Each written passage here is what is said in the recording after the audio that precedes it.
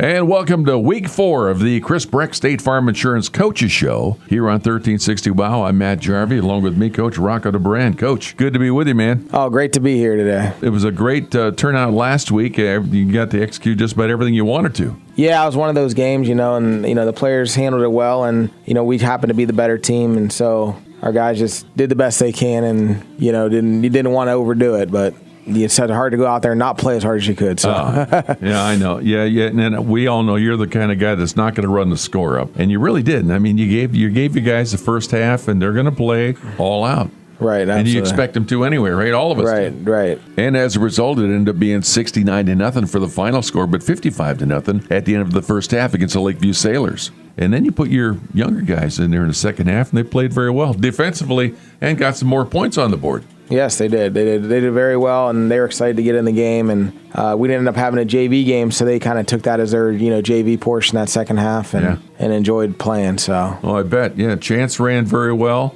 You got Brandon came in. We put Hurd in, our freshman quarterback, toward the end there. That's right. Saw Hurd in there too. But Chance ran very well. Leon did too as well, and the young guys came in on the line. They did a nice job too. Absolutely, they held their own, and I know Matt Bennett had one carry with the touchdown, about 11, 12 yards. So. Yeah. So, all those guys did well, and they got in the game and took advantage of the opportunity they got. So. I was really impressed with Lakeview when we got down there. We're talking to the coaches, great bunch of guys. Yeah, absolutely. The support they have, too. I mean, they've got tremendous support in that community for that football team. Absolutely. I thought it was neat. I mean, they were selling all their spearware outside. And it was a nice little facility right outside the stadium. And when we were leaving on the bus, they had a little bonfire across the street and a big gathering with a lot of the student body and the players. So that was kind of cool, too. Yeah, that was the church over, I think, the Church of God in Stoneboro. Right. And they had the pavilion down there. It looked like they had it all decked out with food for everybody. Right. Nice big bonfire. Looked pretty cool. You think they just won the regional championship or something. Right. So, I mean, it's wonderful to see when you have a team that's going through a horrible season like they are right now. Right. Absolutely. And it makes it still fun for those kids. Yeah. You know what I mean? So, and it's a new coach first year, so if he eventually gets things turned around, I mean, he has a lot to build on, So if you got community support, that's one of the, number one things you need to gain out the gate, and then kids like playing in that atmosphere, you know? Absolutely, yeah. Nice time down there meeting and talking with those guys, too. Learned a lot of different things, too, about their feelings about the South, too, as well. But anyway, on to this week, as we continue on with our PIAA play, as the Iroquois Braves come over from the east side of Erie. Last year, they were a 7-3 team. Coach Matt Morgan, he's done very well. I think he's 109 wins, 45 losses over his 14-year career. He's always been able to rebuild his team. He's having a difficult time this year. They lost a lot of talent. Yeah, you look at it, and when you watch them on film, they still got some kids that can really run the ball and do well, and a couple guys up front. And I think too this year, they with the change in schedule, they're playing some of the teams that they haven't played in the past. Like they played Sharpsville and Greenville, and those are some teams that they haven't played in the past. So I think their schedule got a little tougher too. But you could just tell by watching film that they are very well coached, and then they play hard all the time. The guys are always running to the ball. Yeah. And the key place they lost was skill positions, a receiver, running back. They got the quarterback back, that Matt Elise here. Yes. So he's back to lead them, and so it seems like maybe they're probably looking to get some footing on this season at some point too. But when I looked at the coach's thoughts on the season and the preview, he viewed this game as really the toughest part of the schedule. Yeah, well, it is the first region game, so that kind of brings a little bit of excitement with it. And I think just through the past few years, we've gained some respect, and we don't really know these teams, but we definitely respect their past records and how they've done. So that's what, you got a good coach, and they're always going to build every game, I guess. So we know they're going to come to this game better than they have the last couple. So we probably going to stick to your game plans, working very well right now, mixing it up, spreading your offense.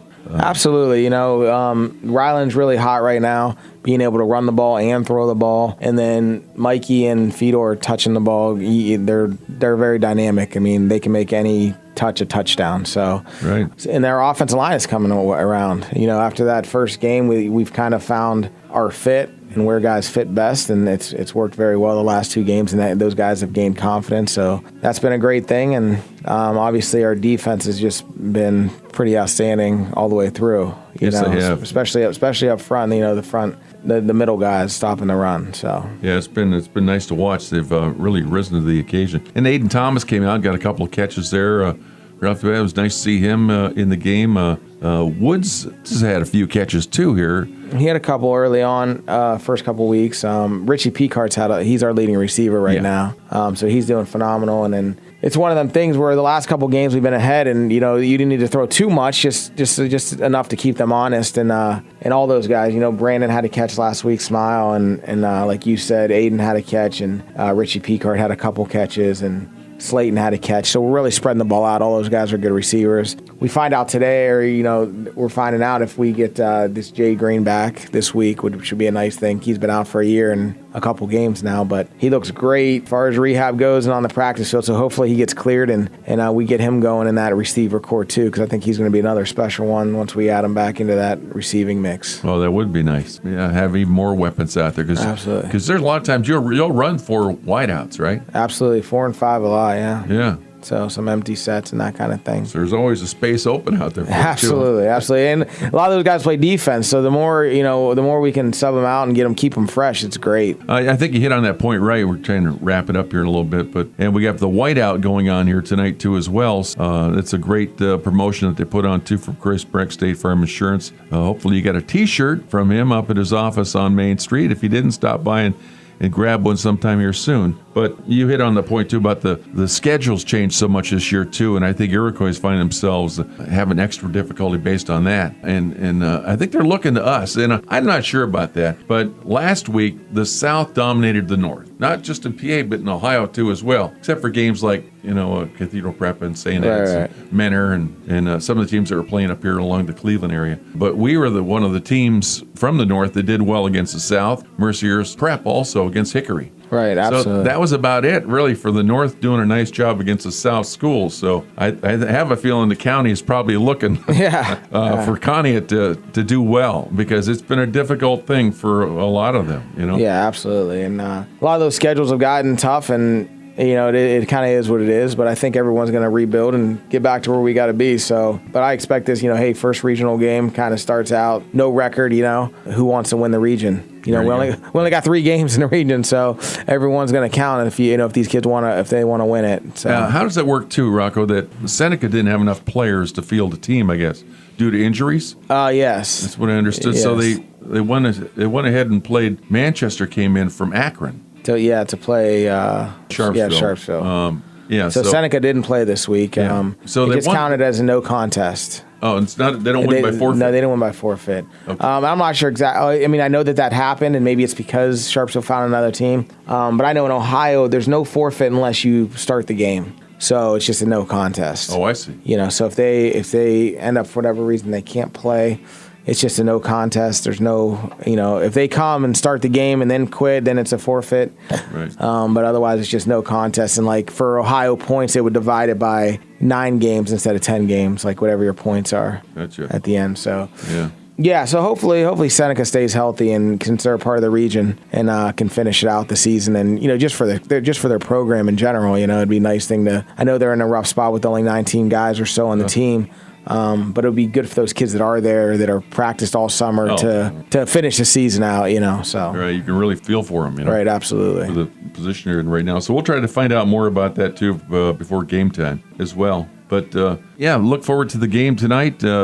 Go out there, and I know the Braves are going to be looking to get something put together here, but you stick to your game plan, and things look good, I think, right, for the Spartans? Absolutely. And like you said, it's the whiteout game, so, I'm sure the crowd's going to keep rolling in, and a lot of kids, playing ahead of time without, the little festival down here and everything. So it's a fun crowd to play in front of when there's a lot of young guys that are looking up to these football players, and hopefully our guys make the most of that. Coach, good luck tonight.